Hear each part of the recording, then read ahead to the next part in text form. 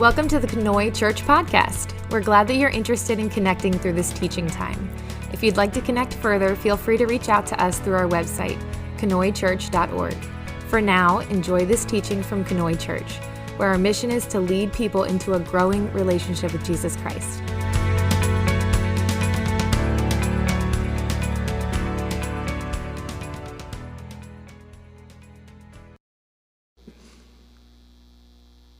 Well, as you can tell, sounds like somebody's pinching my nose. I do apologize for that. I'm also using this microphone. That way, in case I cough, I can do one of those. However, I'm really not used to using that, so if I suddenly turn my head as I talk at you and you're not hearing me, I do apologize. I'm going to do my best not to kind of mess that up. We are focusing on the final theme of Advent, and if you look around the room, you can see the banners that are here: hope, joy, peace, and today is love. And so we are talking about love today. Now, as I have done kind of each week through here, I'm trying to come at this idea of love differently than I have come at it before, and perhaps even differently than you have heard it before. And the place that I want to start today might be a little weird, but I first wanted to talk about abuse. Because part of my fear in giving a sermon on love is that I convince you to stay in a place that you shouldn't stay in, and that is not what I'm trying to do. That's why I want to talk about abuse first. Because we're going to see that we are called to love in the midst of some really tough situations. Okay? We're called to keep loving even when it's really, really hard on us. But if you're being abused by somebody, if you're being threatened by them or harmed by them, although it is true that an abuser needs love, they do not need a victim. To provide an abuser with a victim is to provide an addict with their vice. Okay? It's not love. An abuser needs a mirror. They need professional help. And they need to know the sort of love that will allow them to change. But they don't need you to be their victim. And they don't need you to be constantly putting yourself in a situation where you stand to deeply and tragically be harmed. So if I say something like, love keeps no records of wrongs, then that doesn't mean you should pretend that what's being done to you isn't happening or hasn't happened. Like I said, it's true that an abuser needs love. But they don't need love from their victim. They need separation from their victim. One day they will need forgiveness from their victim, but a victim and their abuser need to be separated. And that sort of dovetails into the complicated truth about love here in this broken world. My love of every person isn't going to look the same because my proximity to every person isn't going to be the same. For example, Carissa and I support 3 compassion children. We have 2 in Africa, 1 in South America. My proximity to those children is not very great, right? We're separated by many, many, many miles. At the same time, our love for those kids are very real. We send real money to help with real houses, real clothing, real education, real food. Carissa writes them letters. She's way better of a person than I am. We read their letters as a family with our kids all together. We hang their pictures up in our house. The love for those kids is real, but it's different than the love we have for Eli and Journey, right? We use our money to get Eli and Journey the same stuff: access to education, clothes, food, housing. But we talk with them every day. We aren't just reading a 1-paragraph letter that somebody has translated from a different language for us. We're fielding every conversation. We're answering every question. We're hearing about the latest dream. We're holding them when they cry. We're celebrating with them. We're trying to teach them how to be kind human beings. The love is no less real, but it appears different because our proximity is different. Are you with me? So the same thing can be true with really delicate and tricky situations that we have in this world, especially delicate and tricky relationships, like between an abuser and a victim, or between an estranged parent and their children, or between divorced spouses. There's a lot of broken relationships in this world, and our call to love one another doesn't suddenly go away just because the relationship is tricky. But what if loving your divorced spouse isn't being neck deep in life with them anymore and going through all of the different decision making that you have to go through? What if loving your divorced spouse is not saying a negative word about them to your children, despite the hurt you might feel? What if loving your estranged parent is reaching out to say, I'm sorry, I was wrong? Or loving your estranged child is letting them know that although you disagree with what they may have chosen, you will still be there if they need you. What if the best way that you can love your abuser is to leave, and your leaving is the wake-up call they need to get help? Proximity, love, relationships, it's complicated. And I don't want to stand before you and give you some sort of a lesson this morning about love and say, hey, it's all easy, and it's sunshine, and it's rainbows, and it feels great all the time, because it doesn't. Love is incredibly difficult. In fact, I think love might be the most difficult call that you will get from the pulpit if you come to church for years and years and years, because of how complicated and how broken our world is.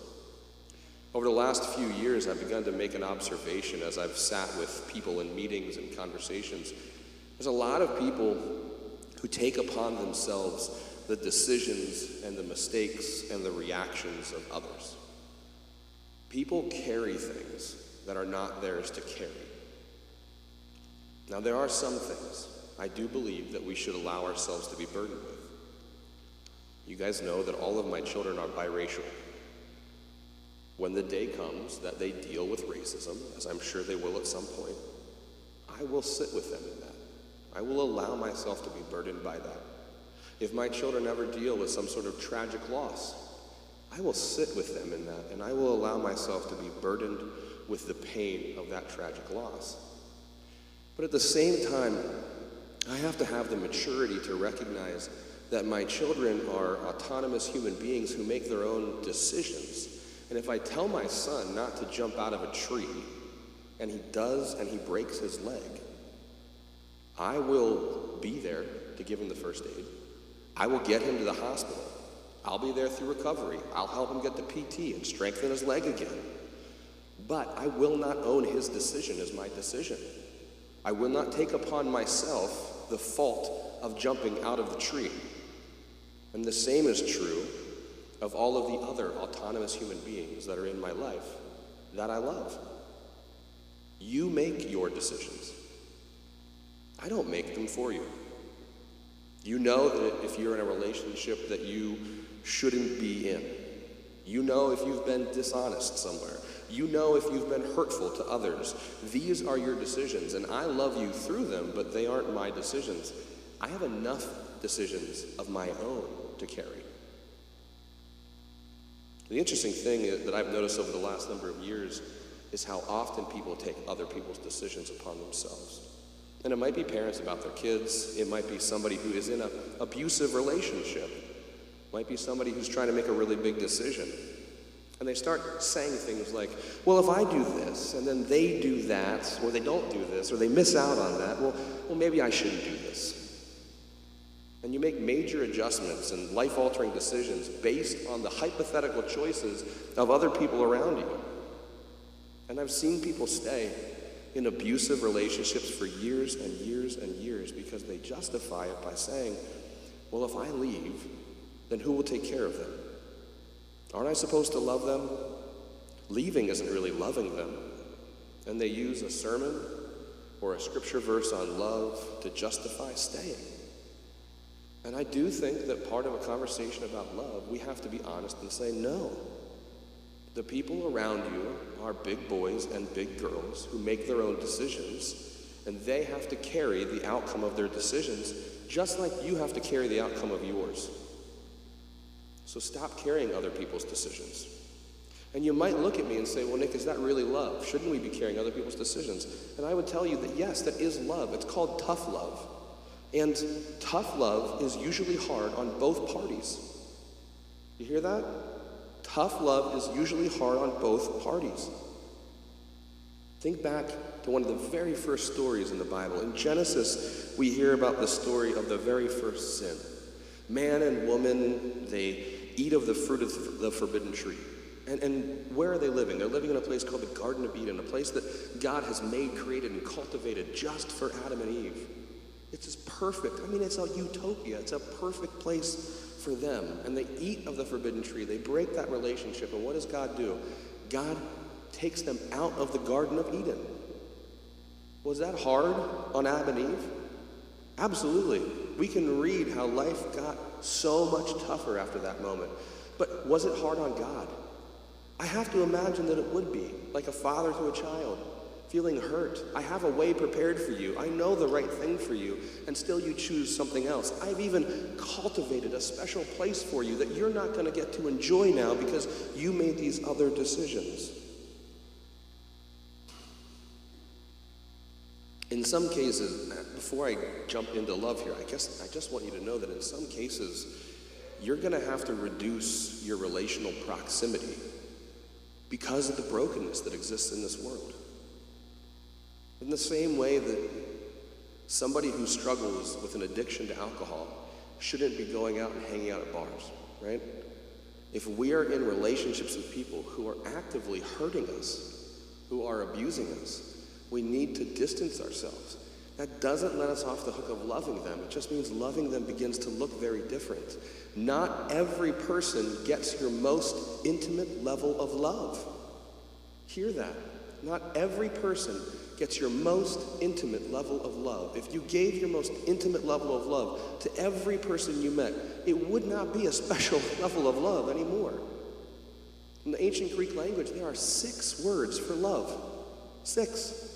And they're all different kinds of love, from a sexual love to deep friendship to playful love, selfless love, self-love, or long-standing love. They had 6 words to describe what we use as one word.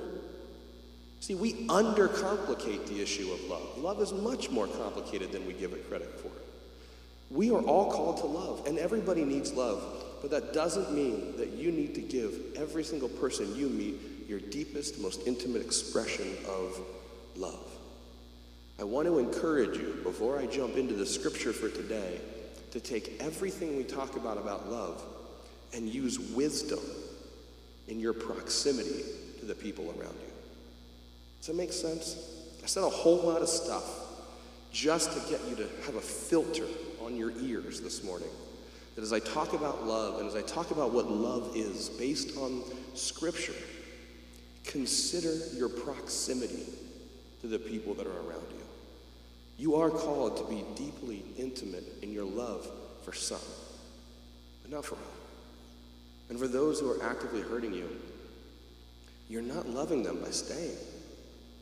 And I realize that every situation is different. And if my conversation thus far garners you coming to talk to me, I welcome that. Please come and talk to me. I will help you kind of work through and assess what's going on inside of your relationship, whatever it might be, but use wisdom in your proximity. If you have a Bible this morning, we're going to be in 1 Corinthians, and if we're talking about love, it's probably the most famous passage on love, 1 Corinthians chapter 13. And to give you a little bit of context, Paul, the Apostle Paul, is the one that wrote this letter to the Corinthian church. He wrote 2 letters. This is his first one. The Corinthian church is a really problematic church. It's got a lot of stuff going on. Incestuous relationships, sexual stuff. There's mistreatment of others. There's false teaching. There's idol worship. I mean, there's just a ton of stuff going on in the house churches in the city. And so Paul writes this letter to try and guide them back to the right path. He's trying to clear things up, especially about love, sex, and marriage, quite honestly. About 2/3 of the way through this first letter to the Corinthian church, he says this. He says, "Let me show you the most excellent way, the way of love." And that's sort of the context for our passage. Before I read, I want to just remind you, remember that Jesus told his disciples that people will know you are his disciples by the way that you love one another. That word love is the word agape love. Agape is like a perfect love. It's a selfless love. That's the same word for love that Paul uses in Corinthians when he describes what love is. It's the same form of love. So know, as we talk about love today, that the way of Christ, if you call yourself a Christian, if you want to live like Christ, if you want your life to look like Christ, the way of Christ is predicated on love. And it's predicated on selfless love. So Paul says this. He says, I'll show you the best way to live. If I speak in tongues of men and angels, but have not love, then I'm only a resounding gong or a clanging cymbal. If I have the gift of prophecy and can fathom all mysteries and all knowledge, and if I have a faith that can move mountains, but I have not love, I am nothing.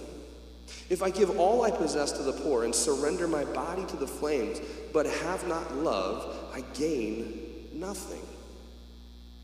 Now, I could pause there and I could say, look, I feel like that is a big, deep enough passage that we could just sit in that today. Like, if we just sat under that teaching, how different would our life look? If you just let that wash over you every single day. I mean, Paul is saying some big stuff. Like, if I have the kind of spiritual gifts that men and women look at and revere, like speaking in tongues and prophecy, if I have the most incredible faith, the kind of faith where I see mountains move, if I am so selfless that I give all that I have, every dime that I have, every possession that I have, I give it all to the poor, if I'm so committed to the way of Jesus that I put myself to the flame, that I die a martyr's death, if I have all of those things, but I don't have love, I have nothing. So often in this life, we are chasing a checklist. We are chasing doing all the right things and hoping that that gets us what we're supposed to get. Got the faith, gave to the poor. Oh, I'm being persecuted. Nope, spiritual gifts. And I start checking my list off. And Paul's saying, look, you can have all those things. You can check your whole list off. But if you don't have love, you have nothing. If you don't have love and you have those things, you're nothing but a clanging cymbal. You're just noise. You're just noise.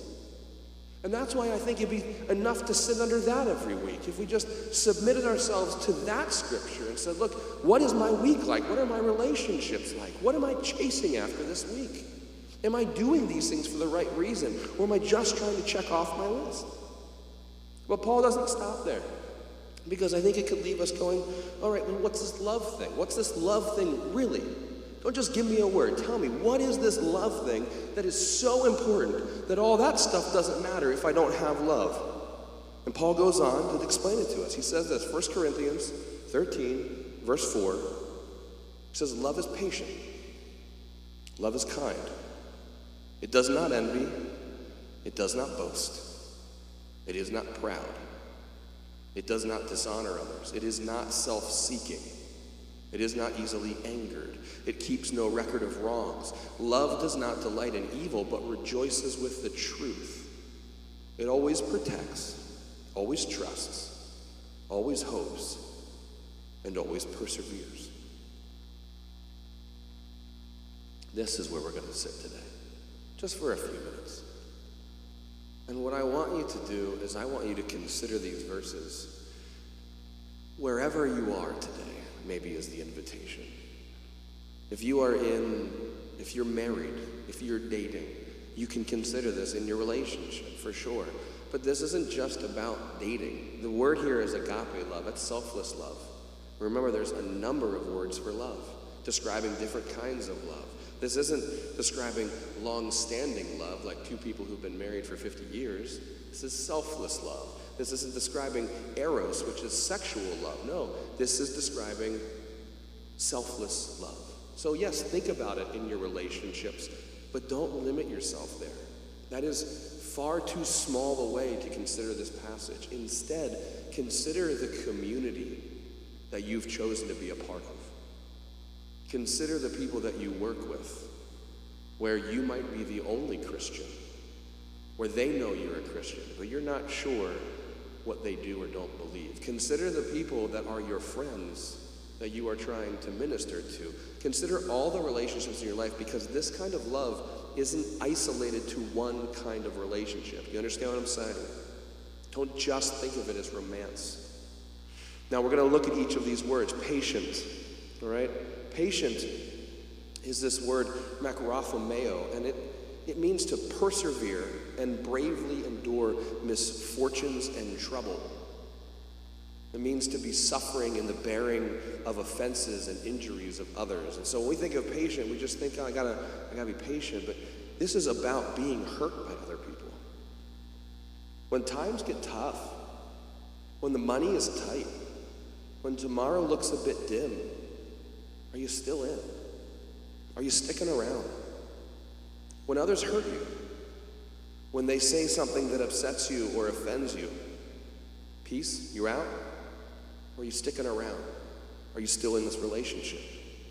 Because patience in this context isn't just about being slow and waiting on others.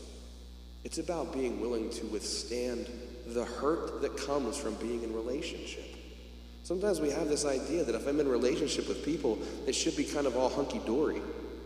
If I'm at church and we're all loving Jesus, then we should never have any clashes or problems. Guess what?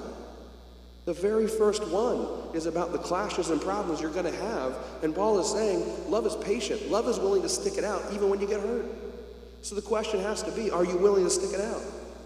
Whether it's the marriage, whether it's the dating relationship, whether it's the community that you're being a part of, whether it's the relationship that you've chosen to dive into and engage with the people at work.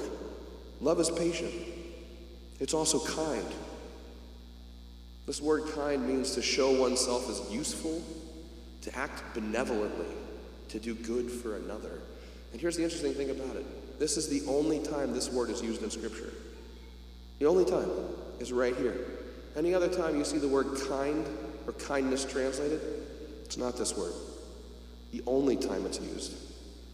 What it means is that when you really care about another person, and you look at their life, you look at what's going on around them, and you see a need that you can meet, you meet it. When you see a problem that you can help fix or help be part of the solution, then you do it. You don't do these things for other people because you expect something in return. You do it because you care about them, because love is kind. Now, Paul gives us these two positives, right? And then the rest of them are, not the rest, but for a number of ones here, now it's kind of a negative. It says, love does not envy. This word envy means to be heated to a boil. Be heated to a boil with envy, hatred, anger, or to covet with great zeal. Here's the thing. Love isn't focused on what it might lose. Love is focused on what it has. Love isn't focused on what it might lose. Love is focused on what it has. To focus on what you might lose, to focus on what might take that thing that you love away from you, stands to make you resentful. It stands to make you angry. Love doesn't focus on what if, it focuses on what is. Because if you miss what is for what might be, you're missing love. If you miss what is for what might be, you're missing love. Love doesn't envy. It also doesn't boast.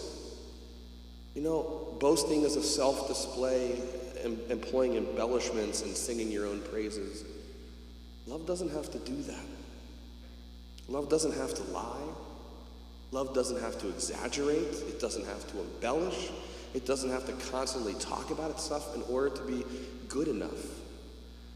Maybe you've met people in your life where they're constantly talking about themselves, constantly talking about the good things that they do, or singing their own praises. And sometimes that happens, I think, because no one else sings their praises. Love doesn't have to do that. Love doesn't sing its own praises in fear that it's not good enough. Love is good enough. You don't need to be convinced. Love doesn't boast. Love isn't proud. It doesn't inflate itself. It doesn't blow up its ego. It doesn't cause one to swell or to be arrogant. Love isn't there to puff you up. It's not simply about feelings that make you feel like you're on cloud nine. And perhaps that can be a part of it, but that's not the whole thing. And to think that's the whole thing is to miss out on the truth and the depth of love, because love isn't proud. Love also doesn't dishonor. And this is an interesting one because this word for dishonor, it only shows up twice in the entire Bible. And it shows up twice in the letter to 1 Corinthians, where Paul's writing to this church. And the other time he uses it is about a relationship between a man and a woman, where the question is being asked, if they've gone too far physically, should they just get married? And what Paul is describing is that falling just into your desire is this idea of dishonoring another. And so what he's saying is that love doesn't act that way. Love doesn't just fall to your desire. Love puts the honor of another ahead of itself. Love doesn't dishonor. Love puts others first. Love isn't self-seeking. It's not looking for itself. It's not self-focused. It doesn't insist on its own way. I'm sure many of us have been a part of a relationship, or maybe at a company we've worked at, or maybe even at a church we've attended where we've heard, my way or the highway. I've got the right answer. Get on the bus or get off the bus. Me, me, me. That's not love. And when you hear that, you have to know that that's not love. Love isn't all about itself. Love isn't all about its own way. Love isn't constantly looking for a mirror. Love doesn't need to toot its own horn, because love isn't self-seeking. It's also not easily angered, which is a word that means to irritate or provoke, scorn, despise, or exasperate. Love doesn't fly off the handle at every provocation. And love doesn't take the opportunity to provoke whenever it can. Consider relationships that you've been in, where somebody's always flying off the handle, or somebody is constantly trying to push your buttons to get you to fly off the handle. That's not love. This word here for not easily angered, it's a combination of two words, and one part of it means with, and the other part means sharp. And so the very literal idea is to respond with sharpness. Love doesn't respond with sharpness. Love keeps no records of wrongs. This is a tough one for us. This is one that we can get caught up in, we can get stuck on. Love keeps no record of wrongs. Two words, logizomai, which means to count or deliberate, to weigh or judge, and kakos, which is injury and destruction and bad nature.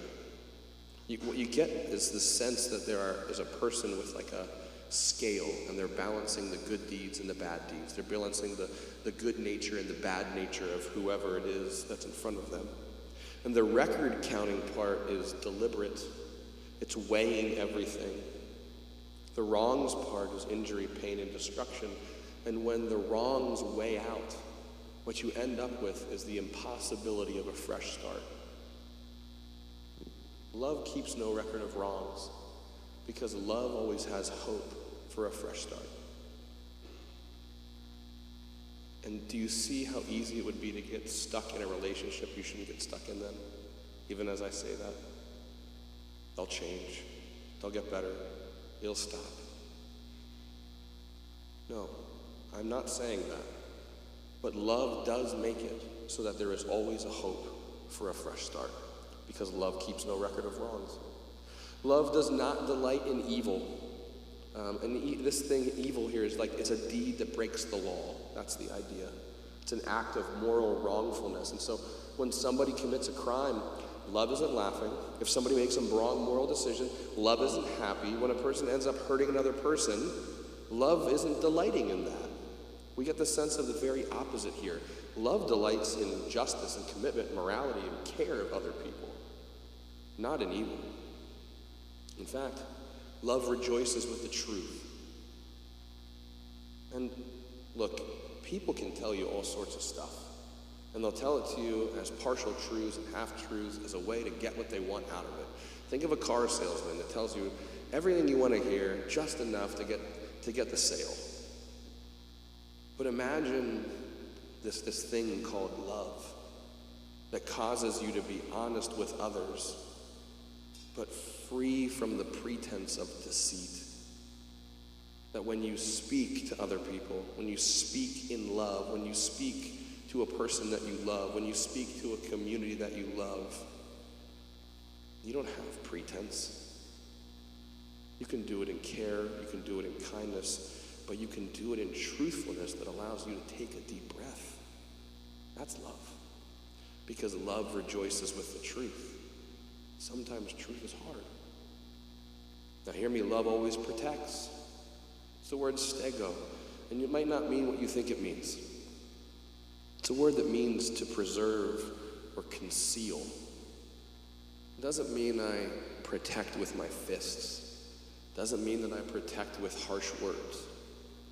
Love protects by preserving the image of people to one another. If it knows the truth, my wife knows me better than anybody knows me. She knows the ups, the downs, the goods, the bad. My wife's not going to come up here and just share all of that with all of you, because love protects. She's going to hold back some of those things that aren't for public consumption. Does that make sense? Love protects. It cares about the image of those that it loves. And so when you're in a relationship with somebody, or you're in a community with somebody, you going online and just spouting off everything that's terrible about it, like, I know what this is like because I've been in it, that's not love. And maybe there's a reason for it. Maybe you got to be a whistleblower or something, but I'm telling you, love cares about the image of others, despite some of the hurt or the pain that has been there. Love always protects. And it always trusts. Think of a trust fall. I don't know if you guys have ever grown up going to camp. I grew up going to camp, and we do these things called trust falls, where somebody stands there and they cross their arms, and somebody stands behind them, and you fall backwards, and they're supposed to catch you, right? They're supposed to catch you. If I'm trusting my partner's going to be there, that's the sort of trust that this verse is talking about.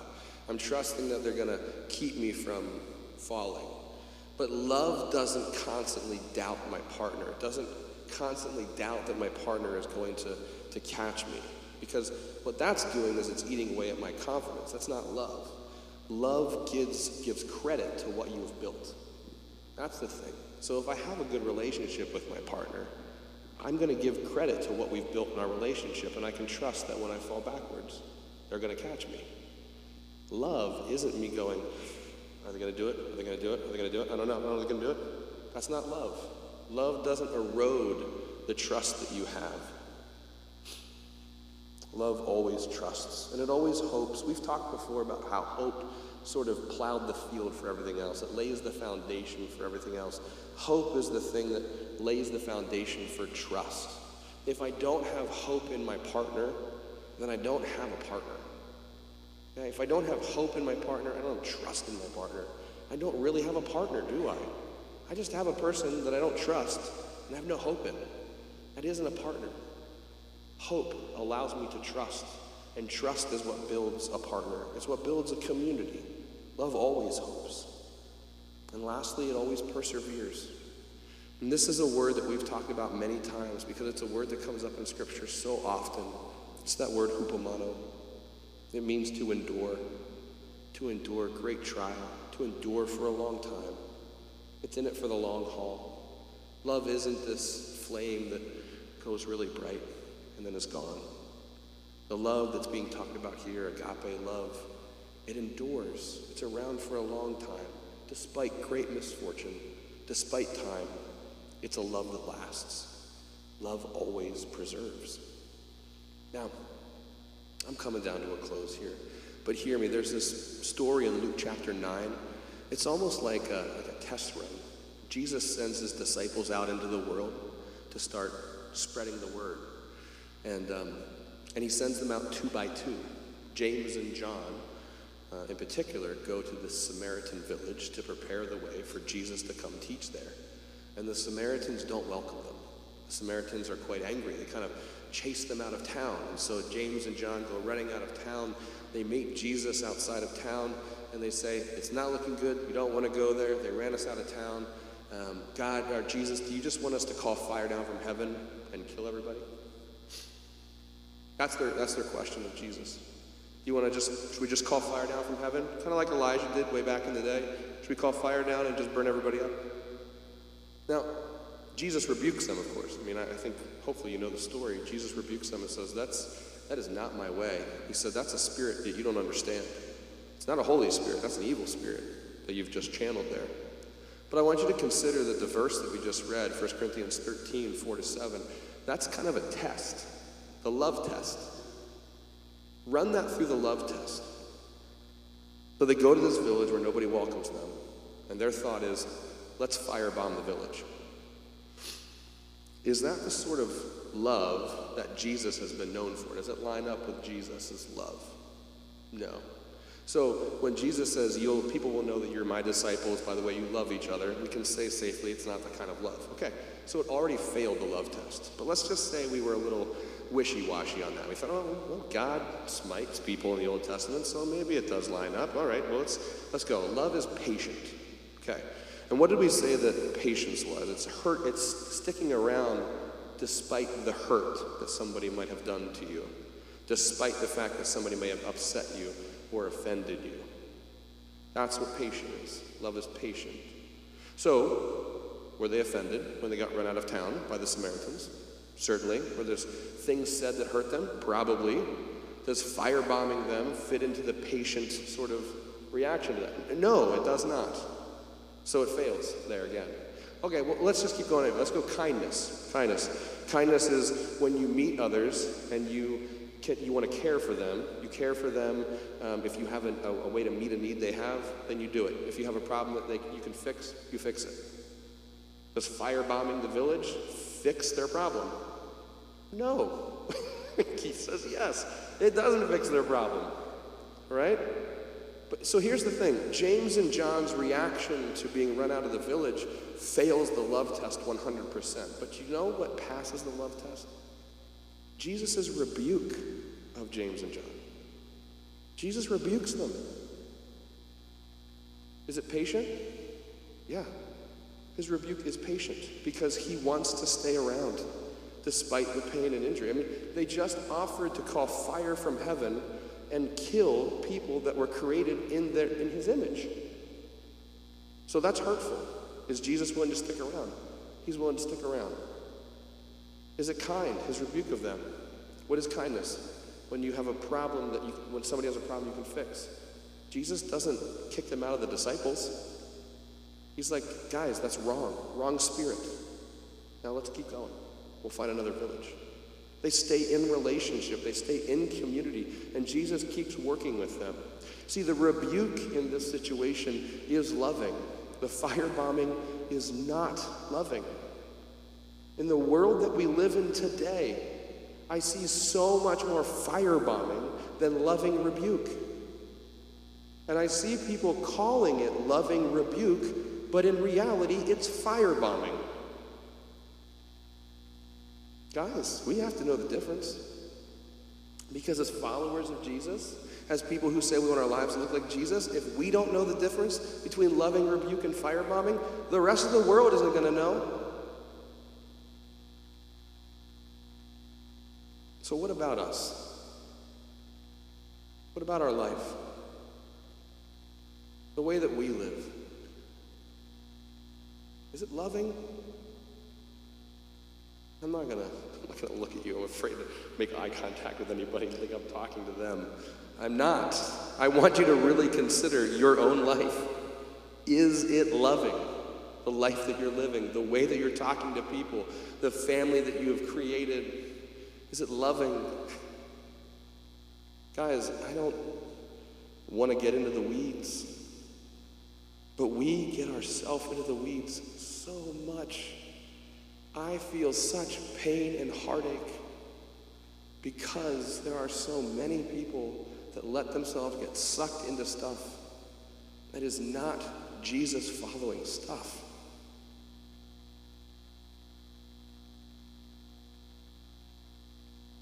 Is your Let's Go Brandon chant loving? I saw a YouTube video of a church during a worship service chanting Let's Go Brandon together.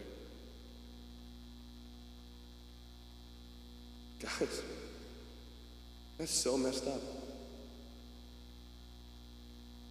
It's not loving. It's not. And I don't care if you like Mr. Joe Biden or not. It's not loving. And I don't care if you can pretend that he's not a real person because you don't know him. It's not loving.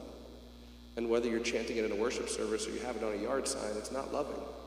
And what we do is we let ourselves get sucked into all these places that convince ourselves that it's okay. It's not a big deal. It's just something we say. But it's not. Because you claim to be a Jesus follower. So it's not loving. And you can do better. What about the latest meme that you can share that just tears, somebody down online? Online bullying. Is that the kind of stuff that Jesus would delight in? What about keeping your head down and just going through life ignoring the people, the problems, and the dilemmas around you? Is that the sort of kindness and problem fixing and need meeting sort of love that Jesus showed us as he walked this earth? What about focusing on yourself? Just getting out there and getting yours. Who cares about anybody else? I'm going to get mine. Is that the sort of others-centered, others-first love that Jesus exemplified? And what about getting hurt and holding that pain against every single person that comes along? Being hurt by a previous community and holding that pain against your current community. Never trusting again. Is that what Jesus would want for you? And I just have to say, I don't think it is. I don't think that there is anything harder that I can preach, that you can hear, than the idea of love. Love is the most difficult thing that you will ever do if you understand how great, how vast, how deep, and how difficult love is. We're scratching the surface. But if we sit under it again and again and again, daily, it can change our life. Because here's the deal.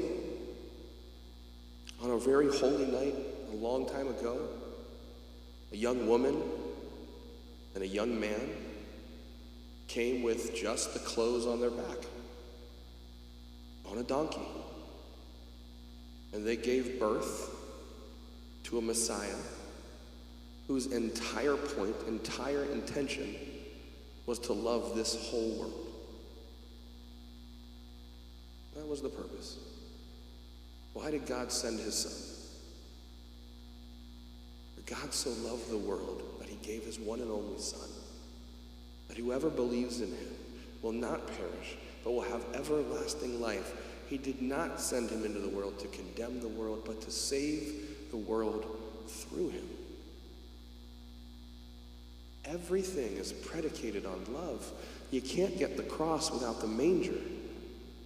It starts with the love of a mother. And it moves to the love of a rabbi, a teacher, a Messiah hanging on a cross.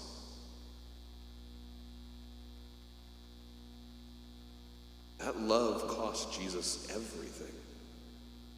And it gave us everything. If we don't start to learn to love like Jesus, to take that sort of love seriously, then I'm afraid that we're missing the point. And I don't want to be a person that misses the point, and I don't want us to be a community that misses the point. It starts with love. We stand on love. Now we're going to do some stuff that's a little bit different to end our service today. I have a story that I want to read to you to close us out. And then our final song is going to look a little different.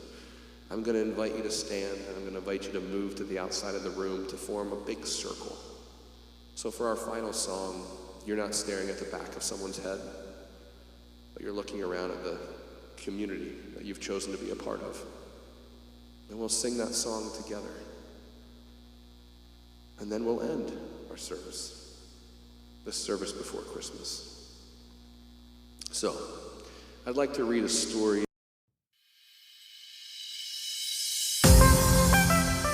Hi, this is Pastor Nick. Thanks for listening. I hope something that you heard today was very helpful. If you want to connect with us further, feel free to check us out on Facebook, Instagram, or our website, KanoiChurch.org. Sure, I'm glad we're in this together.